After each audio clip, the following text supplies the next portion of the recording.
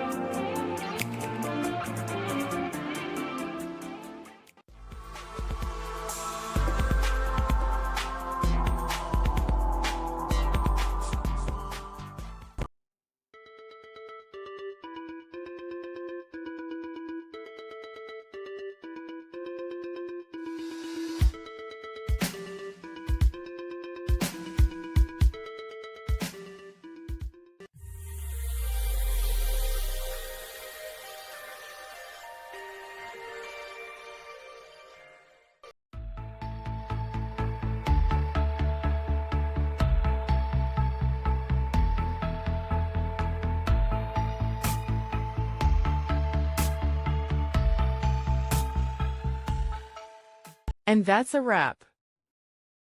I hope you found the answer you were looking for.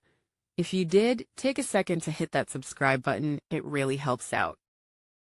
And let me know in the comments which solution worked best for you. See you next time in the debug zone.